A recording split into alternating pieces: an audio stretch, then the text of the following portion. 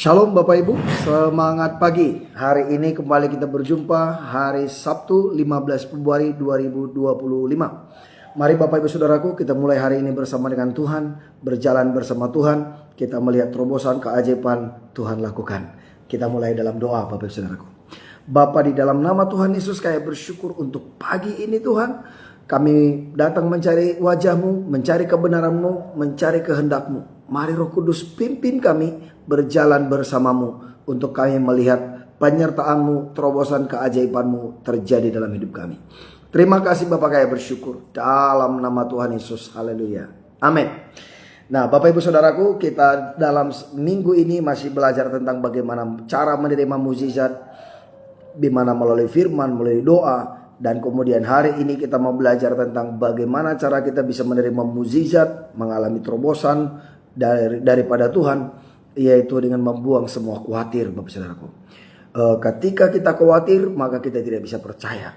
Dan ketika kita percaya, maka kita tidak khawatir. Sebelum kita lanjutkan, kita mau memuji Tuhan bersama-sama.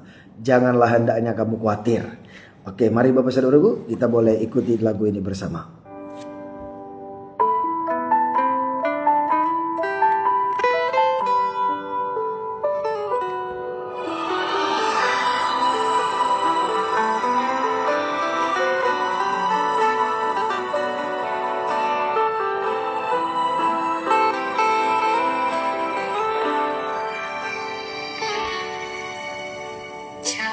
Janganlah kau khawatir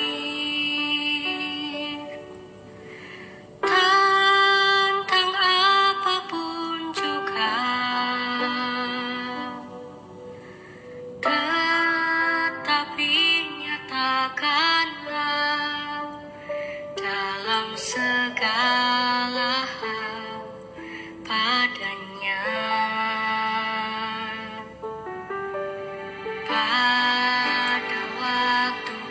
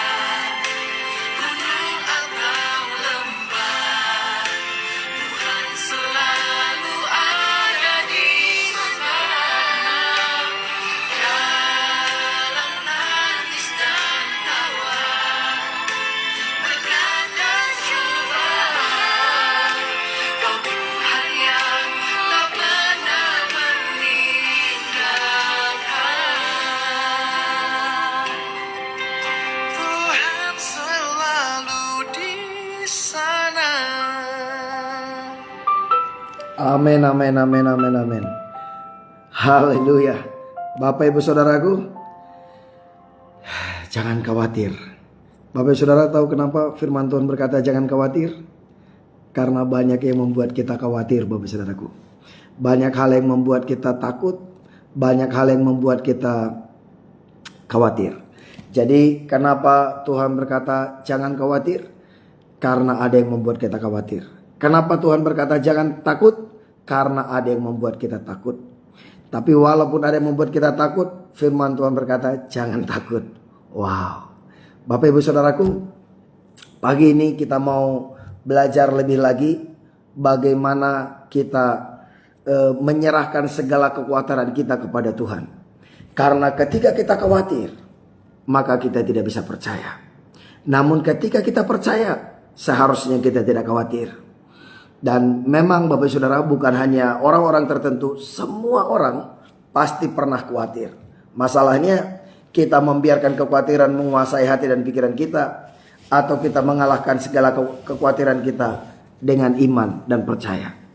Dan saya berharap mungkin ini Bu Ruth bisa join pagi ini, Bapak Saudara, baru aktif HP-nya kemarin.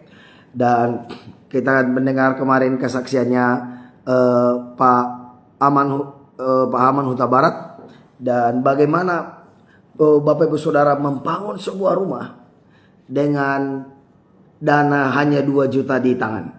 Yaitu ketika kita tahu dari Tuhan, lakukan, disitulah keajaiban, Bapak Saudara.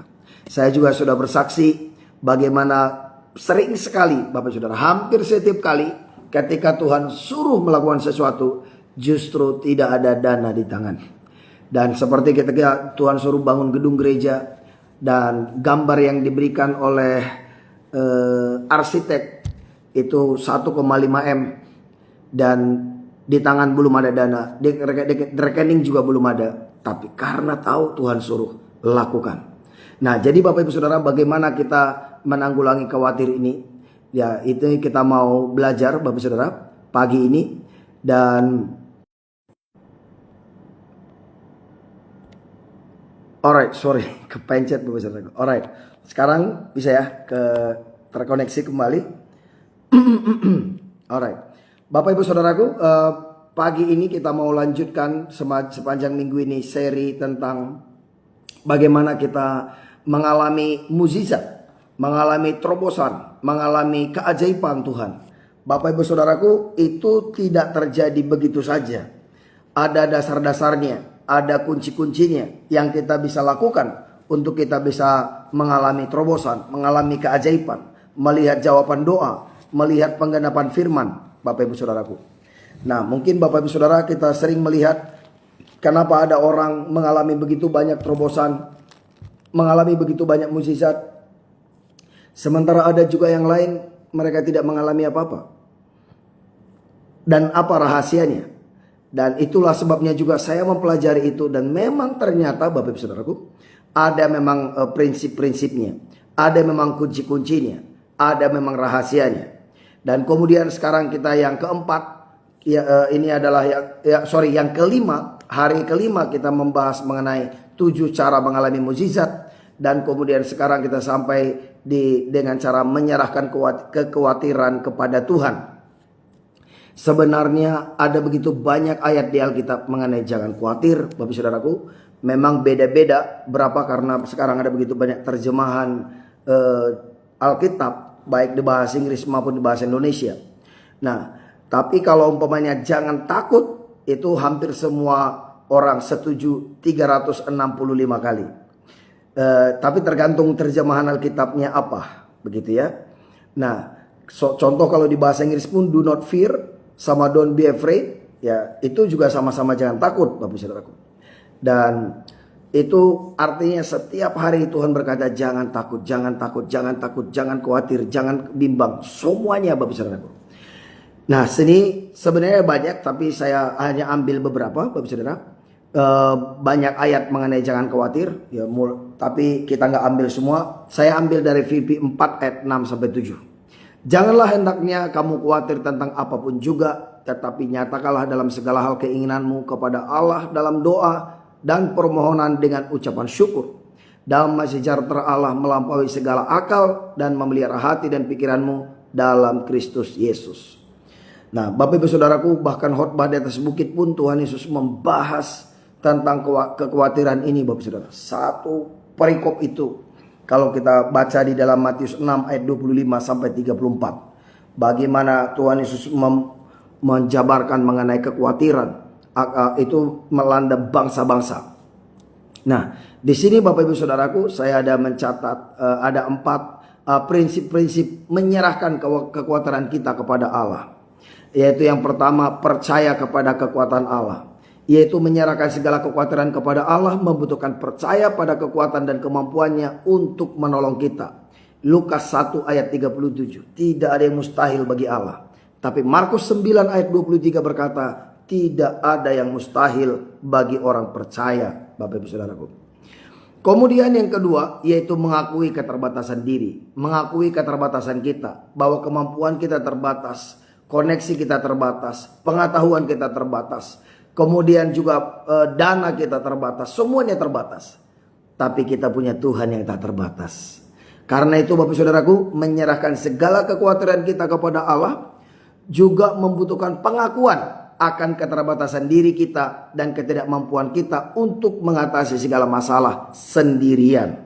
Itu dalam Amsal 3 ayat 5 sampai 9. Di situ Bapak Saudara katakan, percayalah kepada Tuhan dengan segenap hatimu. Jangan bersandar pada kekuatanmu sendiri. Serahkanlah kekhawatiranmu kepada Tuhan, maka Dia akan bertindak. Nah, jadi kita mengakui Tuhan, Bapak Saudaraku, dalam segala jalan kita. Kita mengakui di luar Tuhan kita tidak bisa berbuat apa-apa. Terus kemudian Bapak Saudara, prinsip yang ketiga atau kunci yang ketiga, berdoa dengan percaya. Yaitu barusan tadi kita baca di Filipi 4 ayat 6 sampai 7. Menyerahkan segala kekhawatiran kepada Allah membutuhkan doa yang percaya dan tulus. Seperti yang tadi sudah kita baca di dalam Filipi 4 ayat 6 sampai 7. Saya bacakan sekali lagi. Janganlah hendaknya kamu khawatir tentang apapun juga. Nyatakanlah dalam segala hal keinginanmu kepada Allah dalam doa dengan permohonan, dengan ucapan syukur. Ya, karena salah satu prinsip doa yang dijawab kita sudah belajar. Tuhan Yesus mengajarkan di dalam Markus 11 ayat 25 ayat 24 sampai 26 bahwa apapun yang kita doakan, percayalah bahwa kita sudah menerimanya, maka hal itu akan diberikan kepada kita. Jadi Bapak Ibu Saudaraku, karena itu ketika kita berdoa menaikkan permohonan kita, kita sudah mengucap syukur karena kita sudah menerimanya, maka hal itu diberikan kepada kita, Bapak Saudara. Kemudian menerima damai sejahtera Allah, yaitu tadi di ayat 7 dari Filipi 4 ayat 7. Menyerahkan segala kekhawatiran kepada Allah juga membutuhkan penerimaan akan damai sejahtera Allah yang melampaui segala akal dan pikiran, seperti yang tadi kita baca dalam Filipi 4 ayat 7. Nah, mari Bapak Ibu Saudara, serahkan segala kekhawatiran kita, segala ketakutan kita, segala kebimbangan kita, supaya ada damai sejahtera, ada ketenangan, ada ketentraman dalam batin. Di situ baru kita melihat Bapak Saudara, bagaimana Tuhan buat terobosan, buat keajaiban di dalam hidup kita. Oke, sekarang saya mau share bagaimana saya mengalami firman ini, Bapak Saudaraku. Saya sudah ikut Tuhan 30 tahun. Mulai melayani, tinggalkan, artinya boleh dibilang fokus kepada Tuhan. Sekarang sudah 21 tahun, Bapak Saudara. Sudah 21 tahun. Dan bagaimana saya melihat penyertaan Tuhan, kesetiaan Tuhan, dan bagaimana Tuhan mengenapi janji-janjinya. Baik itu firman yang Tuhan pernah berikan, baik itu juga nubuatan-nubuatan, janji-janji yang saya dapatkan. Saya melihat bagaimana Tuhan itu ajaib, Tuhan itu setia, Bapak Saudaraku. Nah, apakah perjalanan itu selalu mulus dan kemudian semuanya baik-baik saja? Tidak, Bapak Saudara. Bahkan seperti sekarang ini aja saya mau cerita, Bapak Saudara.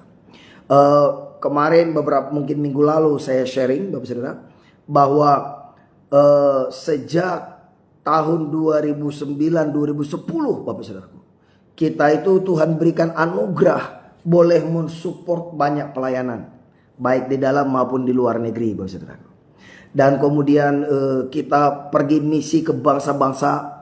Ya mungkin beberapa video belakangan ini saya mau upload karena sudah sejak 2011 itu Bapak Saudara saya sudah sangat jarang sekali untuk upload video. Boleh dikatakan tidak gitu ya. Tapi ada beberapa orang upload di YouTube atau di Facebook. Ada beberapa. Seingat saya dulu ada banyak saya upload itu 2010 atau 2009 2010 lah. Sejak 2011 ada kayaknya beberapa. Baru 2012 kayaknya udah hampir nggak pernah lagi.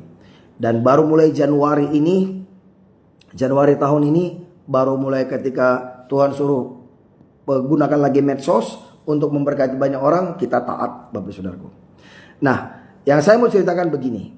Bagaimana ketika dulu Tuhan percayakan kita mensupport, mendukung saluran berkat buat banyak pelayanan di pulau-pulau dan di bangsa-bangsa. Itu ada satu sukacita tersendiri Bapak Saudara. Tapi seperti yang saya cerita beberapa minggu lalu, bagaimana sejak Maret 2021 itu rasanya kita itu berjalan dalam lembah kekelaman Bapak Saudaraku. Berjalan dalam lembah kekelaman seolah-olah Tuhan itu jauh sekali. Dan kemudian jangankan mensupport pelayanan di luar negeri atau di provinsi lain Bapak Saudaraku. Ada beberapa yayasan mitra-mitra kita juga mereka mulai meninggalkan kita. Karena apa? Kita juga sudah tidak bisa support. Bahkan tim kita sendiri Bapak Saudaraku yang biasanya tanggal 1, tanggal 2 kita sudah bisa berkati semua mereka yang ikut ambil bagian. Kita menyebutnya benih kelimpahan karena kita tidak menggaji volunteer pelayan-pelayan yang bekerja dengan kita. Kita tidak memberikan gaji buat mereka Bapak Saudaraku. Jadi kita hanya berikan benih kelimpahan. Tetapi Bapak Ibu Saudara sejak 2021 itu benar-benar kita itu berkata Tuhan kita butuh berjalan dengan Tuhan. Terus apakah khawatir Bapak Saudara? Saya berkata bukan berarti tidak sebagai apalagi sebagai pemimpin, sebagai yang dipercayakan penata layanan sebuah pelayanan Bapak Saudara. Ya, orang boleh pindah, boleh pergi, boleh marah Bapak Saudara. Tapi kalau kita dipercayakan untuk memimpin sesuatu, kita nggak bisa marah dan kita nggak bisa pergi dan kita nggak bisa lempar tanggung jawab dan kita nggak bisa menyalahkan siapapun. Dan kemudian kita sendiri yang harus memang memikirkannya. Nah Bapak Ibu Saudara, apa yang saya lakukan? Karena Bapak Ibu Saudara saya nggak tahu apakah memang applied untuk ngomongin angka atau tidak. Karena berdampak buat pengaruh buat setiap kita di berbagai tempat mungkin. Tapi demi kenyamanan mungkin saya tidak sebutkan angka Bapak Saudara. Tapi beberapa di antara kita Bapak Saudara tahu kita tetap moving. Tiap minggu tetap kirim utusan misi Bapak Saudara. Bahkan bukan hanya di pulau-pulau tetap juga ke bangsa-bangsa. Ya dalam anugerah Tuhan bulan ini Februari ini pun ya Tuhan berikan kesempatan untuk pergi ke 3 negara Bapak Saudara. Demikian juga tim kita juga tetap berangkat kemana-mana. Dan sementara ada begitu banyak dengan anak-anak sekolah yang juga Tuhan percayakan kepada kita. Baik itu yang ada di Bekasi, yang ada di Jakarta, maupun yang ada di Malang, Bapak Saudaraku. Nah, bagaimana kita merefleksikan iman kita, percaya kita, dan memanage kekhawatiran kita dengan kebutuhan yang tidak bisa ditunda. Ya, oke lah uang sekolah mungkin kita bisa beritahu, prinsipal sekolah atau kepala sekolah kita mohon maaf tunda dulu boleh. Tapi yang namanya living expenses, kebutuhan hari-hari, kebutuhan sehari-hari seperti makan, Bapak Saudara, transport, kita nggak bisa tunda.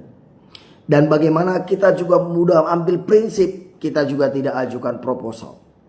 Jadi apa yang kita lakukan? Kita cuma berdoa, paling kita cerita seperti yang saya lakukan. Dan kemudian kita tidak tahu dari mana Tuhan akan memberkati. Bagaimana caranya? Tidak tahu.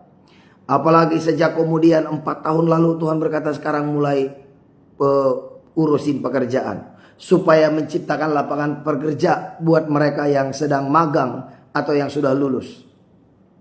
Dan semua tidak berjalan dengan baik. Tapi Bapak Ibu Saudaraku ketika di dalam tekanan, di dalam ketidakpastian ini yang saya lakukan. Saya bertanya Tuhan apakah apa yang Kau mau dalam hidupku? Dan saya pastikan apakah saya ada di jalurnya Tuhan. Saya selalu minta juga peneguhan. Saya juga minta firman Bapak Saudara. Jadi walaupun di dalam dikatakan di dalam lembah kekelaman seperti itu, ketika saya tahu dari Tuhan, saya tidak khawatir. Saya berkata ujungnya baik. Kalau belum baik, belum ujungnya. Jadi Bapak Ibu Saudara, puncaknya yang namanya kegalauan itu 2023 2024 Bapak Saudara. Dan saya benar-benar merasa, Tuhan, apakah Engkau meninggalkanku? Apakah Engkau membuangku? Engkau di mana? Doa pun gak rasa hadirat Tuhan. Kemudian Bapak Ibu Saudara, teman-teman yang tadinya undangan banyak banget pelayanan, gak ada. Tak ada Bapak Saudara. Terus apa yang harus dibuat? Saya berkata, Tuhan, apakah ada dosa yang harus kuakui? Apakah ada kesalahan yang harus kuperbaiki? Saya bilang, Tuhan, boleh berikan aku tuntunan. Bulan April 2023, Tuhan bilang, kamu akan melihat 2 keajaiban, 2 mujizat sebelum akhir tahun ini. Saya berkata, ya Tuhan, saya percaya. Dan saya sampaikan kepada tim kami, kepada jemaat, Tuhan akan buat. Itu rasanya garing, kosong, tak rasa Tuhan. Kemudian juga tak ada suatu kepastian apapun. Berat Bapak Saudara. Tapi buat Bapak Ibu Saudara yang sudah mengenal saya, Bapak Saudara tidak pernah melihat itu dari wajah saya. Yang tahu mungkin ya istri saya Bapak Saudara. Jadi ya istri saya yang tahu. Tapi saya pun tidak akan menceritakan kepada istri saya Bapak Saudara. Masalah saya tidak ceritakan. Kenapa? Saya berpikir kalau saya ceritakan pun semua, apakah dia bisa berikan jalan keluar? Tidak juga.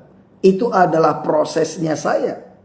Karena apapun yang Tuhan mau kerjakan dalam hidup kita, yang pertama-tama Tuhan kerjakan itu adalah si penerima benih, si penerima visi itu dulu dikerjakan, dipersiapkan, supaya benih itu bisa berakar, bertumbuh dan berbuah di dalam kita. Jadi kemampuan kita itu bukan kekuatan, bukan pengalaman, bukan kehebatan kita Bapak Saudara. Tapi seberapa kita sepakat dengan Tuhan, seberapa kita berserah kepada Tuhan, seberapa kita taat kepada Tuhan, dan seberapa tepat kita menangkap daripada Tuhan. Itu yang saya pelajari Bapak Saudaraku. Dan kemudian apa yang saya lakukan? Saya berkata, Tuhan, kalau memang saya benar, ya sudah, aku percaya. Aku ikuti prosesmu. Dan singkat cerita Bapak Saudara, benar di Desember 2023 itu ada 2 hal benar-benar Tuhan genapin Bapak Saudara. Salah satunya ya ini, gedung gereja ini Bapak Saudara, dibangun dalam 52 hari. Secara logika tidak mungkin Bapak Saudara. Orang-orang bisik-bisik tetangga lah, sebenarnya bukan tetangga, orang-orang dekat kita juga tidak ngomong ke saya tapi ngomong ke orang lain. Saya juga tidak tahu siapa yang ngomong sebenarnya. Dan saya juga tidak cari tahu siapa yang ngomong. Karena itu nggak penting. Ini bukan tentang mereka, tapi tentang bagaimana ketetapan hati kita. Sekali kita percaya, sekali kita melangkah, ya tetap percaya. Walaupun faktanya, realitanya, kenyataannya berbanding terbalik dengan apa yang Tuhan katakan. Jadi orang-orang berkata begini, apanya Pak Gemi? Masa bangun gereja di tanah orang, tanahnya juga belum dibayar.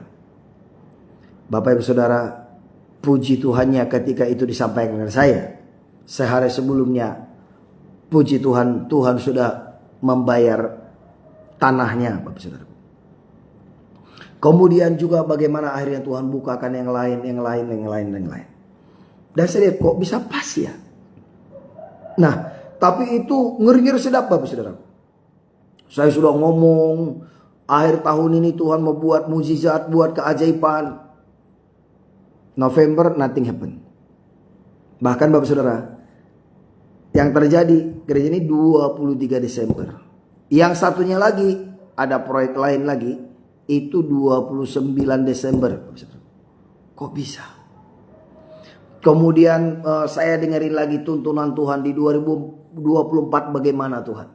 Kemudian di 2024 saya tanya 2025 bagaimana Tuhan. Dan kemudian begitu Tuhan suruh lakukan Bapak Saudara. Dan itu sebabnya buat beberapa orang yang tidak mengerti Mereka berkata, Pak John si mulut besar, si pemimpi besar, si pendongeng. Buat saya mah biasa, saudaraku. Tapi hari ini saya mau berkata, Bapak Saudara, saya mulai mencatat apa yang Tuhan ngomong dari tahun 1999. Dan hari ini saya mau berkata kepada Bapak Ibu Saudara, tidak ada janji Tuhan yang tidak digenapi. Tidak ada janji Tuhan yang tidak digenapi dalam hidup saya yang Tuhan pernah ngomong. Gak pernah. Gak ada. Memang ada yang baru digenapi 15 tahun. Ada yang memang beberapa bulan kemudian. Ada yang beberapa tahun kemudian. Ada beberapa jam kemudian. Ada yang beberapa menit kemudian juga ada. Tapi Bapak Ibu Saudaraku, ini yang saya mau katakan. Banyak orang tidak kuat di proses. Banyak orang hanya melihat fakta, realita dan kenyataan. Itu loh yang membuat khawatir. Jadi bagaimana supaya tidak khawatir? Yaitu tadi yang kita sudah belajar tadi, prinsip-prinsip tadi Bapak Saudaraku. Yaitu mari serahkan semua kepada Tuhan. Dimana percaya kepada kekuatan Tuhan, akui keterbatasan diri kita, berdoa dengan percaya, terima damai sejahtera, ikutin prosesnya. Dan kemudian jangan atur Tuhan dengan perspektif kita. Karena cara Tuhan bukan cara kita, jalan Tuhan bukan jalan kita. Dengan cara seperti ini, maka hati penuh damai sejahtera dan tidak perlu khawatir, Bapak Ibu Saudaraku. Nah, saya berdoa kiranya setiap kita boleh belajar menyerahkan kekhawatiran kita kepada Tuhan. Nah, saya mau cerita sedikit sebelum kita tutup dalam doa, Bapak Saudara. Mungkin kalau ada di antara Bapak Ibu Saudara berkata, masalahku banyak sekali, tanggunganku banyak sekali. Saya tidak bermaksud buat curcol, tidak. Tapi Bapak Ibu Saudara, bagaimana saya mau beritahu jalan dengan Tuhan itu enak. Karena Tuhan berkata, pikullah kuk, karena bebanku ringan, bebanku enak, aku rendah hati, belajar daripadaku, kata Tuhan Yesus. Di dalam Matius 11 ayat 28 dan 29. Jadi Bapak Ibu Saudaraku, apa yang harus tanggung jawab saya? Keluarga itu udah pasti ya. Tetapi Bapak Ibu Saudara, di mana ada pelayanan penggembalaan di Jakarta. Kemudian ada yayasan taman, ada rumah taman yang menampung anak-anak sekolah. Kemudian juga ada anak-anak yang di Malang juga yang magang, Bapak Saudaraku. Sekarang berapa ya mereka di sana? 11. Terus kemudian ada lagi pelayanan misi yang ada di Jakarta dan juga ke pulau-pulau, Bapak Saudaraku. Kemudian ini semua yang harus juga dipikirkan, waktunya, tenaganya, timnya, pengaturan jadwal, schedule dan semuanya, Bapak Saudaraku. Nah, di mana kalau kita menunggu duit tidak pernah cukup, tenaga tidak pernah cukup, apapun yang kita inginkan kalau secara logika nggak pernah cukup, kita nunggu nggak pernah datang. Jadi apa harus dilakukan? Percaya, serahkan kekhawatiran, akui keterbatasan diri, jalan dengan Tuhan. Ambil satu langkah iman, kita melihat 1000 langkah keajaiban. Nah, Bapak Ibu Saudaraku, ini yang mesti juga saya pikirkan. Ini yang harus diaturin, Bapak Saudaraku. Anak-anak binaan ini, kemudian juga pos-pos pelayanan ini, tanggung jawab pelayanan bukan hanya juga yang untuk di pulau-pulau, juga untuk bangsa-bangsa. Kemudian juga operasional untuk setiap unit pelayanan itu, Bapak Saudaraku. Dan itu semua mesti dipikirkan. Itu semua tanya kepada pemimpinnya ini bagaimana. Nah, Bapak Ibu Saudaraku, kita nggak bisa berkata selalu tidak tahu.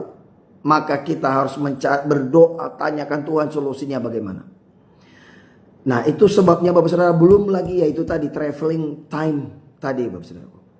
Kadang-kadang kalau hanya ngatur keuangan itu memang ya kita bisa lakukan di balik meja. Tapi ketika kita harus berurusan dengan misi di lapangan, Bapak Saudara, belum lagi masalah-masalah yang timbul di belakangnya. Itu semua, kalau kita panik, kalau kita khawatir, kita marah menyalahkan orang lain, itu akan memperburuk keadaan. Nah, oleh karena itu saya mau berkata, Bapak Saudara, apapun persoalan yang Tuhan izinkan kita lalui, pertama-tama ingat, itu bukan dari Tuhan, tapi Tuhan izinkan untuk melatih kita, Itu sebabnya Tuhan sudah beritahu sebelumnya, jangan khawatir karena yang mengkhawatirkan akan datang. Tuhan berkata, jangan takut karena yang menakutkan akan datang. Tapi ketika yang menakutkan itu datang, yang mengkhawatirkan itu datang, kita sudah tahu. Jangan takut, jangan khawatir. Karena Tuhan tidak pernah meninggalkan kita. Bapak ibu saudaraku, mari kita datang kepada Tuhan. Bahkan mungkin ada juga beberapa penyakit sudah didoakan kok belum sembuh Tuhan. Apakah ini akan membawa saya untuk bertemu Tuhan atau dan seterusnya. Bapak ibu saudara, kalau belum waktunya, tidak akan. Ada banyak hal juga yang saya juga belum bisa ceritakan sekarang Bapak saudaraku. Tapi pada tiba waktunya akan saya ceritakan. Karena kalau semua saya ceritakan sekarang, banyak orang berkata, aduh Pak Gem ini curhat, curcol dia gitu. Tapi Bapak ibu saudara, saya belajar, ya saya coba mengukur mana boleh diceritakan sekarang, mana yang belum. Karena belum tentu tanggapan semua orang itu positif. Karena itu saya juga beritahu buat Bapak ibu saudara yang sedang mengalami tekanan, yang mengalami permasalahan, yang sedang mengalami ketakutan atau kekhawatiran, mari datang kepada Tuhan. Jangan ceritakan kepada orang, walaupun orang terdekat, karena mereka belum tentu mengerti. Karena yang mendapatkan visi, yang mendapatkan benih, yang mendapatkan tugas, yang mendapatkan mandat, yang mendapatkan kepercayaan, Bapak ibu saudara dan saya. Ada secara pribadi, kita ceritakan pada orang lain, mereka belum tentu mengerti. Bahkan cenderung tidak mau mengerti. Apalagi itu tidak menguntungkan buat mereka Bapak saudaraku. Jadi itu salah satu juga kesalahannya Abraham. Ketika dapat visi dari Tuhan, dia justru ceritakan kepada papanya Terah. Akhirnya Tuhan diam sampai papanya Abraham Terah meninggal. Dan juga saudaranya, kakak tertuanya atau abang tertuanya Haran juga meninggal. Baru Tuhan ngomong lagi. Bapak ibu saudaraku, tidak semua persoalan, permasalahan kita itu perlu diceritakan. Saya menceritakan banyak, tapi tidak semua yang Tuhan suruh saya lakukan, saya ceritakan Bapak saudaraku. Tidak semua. Kenapa? Belum tentu orang mengerti. Apalagi banyak hal-hal yang Tuhan suruh saya lakukan, itu belum pernah dibuat sebelumnya Bapak saudaraku. Tidak ada contohnya. Contoh kasusnya di bumi gak ada. Terus ketika saya bicara, orang bilang kita nggak mengerti. Akhirnya karena mereka nggak mengerti, mereka malah berkata Pak John ini aneh. Dia ngomong nonsens. Dia mimpi. Karena memang belum pernah dibuat seperti itu Bapak saudaraku. Nah oleh karena itu saya lakukan dulu. Contoh salah satunya. Apa sih itu? Bapak ibu saudara, di mana Bapak ibu saudara pernah dengar buat KKR dalam 5 menit? Di mana gitu. Tapi ketika saya mulai praktekin, baru orang berkata, oh begitu ya. Karena apa? Orang tidak paham. Tapi kemudian mereka mulai, karena mereka nggak pernah melihat, mereka juga nggak pernah kebayang. Nah mereka dengar itu dan malah mereka justru menyalahpahamin Bapak Saudara. Tapi hari ini saya mau berkata Bapak Saudara, serahkanlah kekhawatiranmu kepada Tuhan.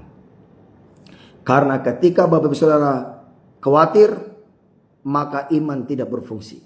Tapi ketika kita percaya, maka kekhawatiran tidak akan berfungsi. Karena iman menghilangkan kekhawatiran, kekhawatiran mengalahkan iman. Itu adalah pilihan kita. Itu sebabnya bahkan Bapak itu yang di dalam Markus 9, dia berkata, aku percaya, tolonglah aku yang tidak percaya ini. Wow. Bapak ibu saudaraku, terkadang kita memang perlu minta tolong kepada Tuhan, mengakui keterbatasan kita, supaya kekuatannya yang tidak terbatas memampukan kita menyelesaikan visinya. Amin Bapak saudaraku. Kiranya memang ini memberkati Bapak ibu saudara. Mari kita berdoa. Bapa, di dalam nama Tuhan Yesus, kami bersyukur untuk pagi ini. Kami mau menyerahkan segala kekhawatiran kami kepadamu Tuhan. Ampuni kalau kami khawatir. Ampuni kalau kami menyalahkan keadaan, bahkan menyalahkan orang lain, bahkan menyalahkan Tuhan. Ampuni kami. Kami memilih untuk percaya. Karena tidak ada yang mustahil bagimu dan tidak yang mustahil bagi orang percaya. Kami mau berkata, Tuhan di pihak kami, maka kami tidak takut. Semua yang Tuhan percayakan dalam hidup kami, Tuhan memampukan kami untuk melakukannya. Terima kasih Bapa, berkati setiap umat-Mu. Semua umat-Mu Tuhan diberkati dengan hikmat, pengertian, pengurapan yang daripada Tuhan. Kekuatan dan kemampuan daripada Tuhan turun atas setiap kami. Kami yang sakit sembuh. Semua yang terikat lepas. Semua yang beroban berat diberi kelegaan. Ada damai sejahtera, sukacita surga yang melampaui akal dan pikiran turun menaungi kami. Terima kasih Bapa, kami bersyukur. Kami terima berkat kami dengan utuh dan sempurna. Terobosan keajaiban menjadi milik kami. Di dalam nama Bapa, Putra dan Roh Kudus. Di dalam nama Yesus Kristus Tuhan. Haleluya. Amin, amin, amin, amin. Amin Bapak Ibu Saudaraku. Kiranya ini boleh memberkati Bapak Ibu Saudara dan juga mereka yang Bapak Ibu Saudara bagikan. Supaya semuanya boleh dikuatkan, diteguhkan. Ada Tuhan yang setia menyertai kita. Terima kasih Bapak Ibu Saudaraku. Kita lanjutkan besok. Tuhan Yesus memberkati. Shalom.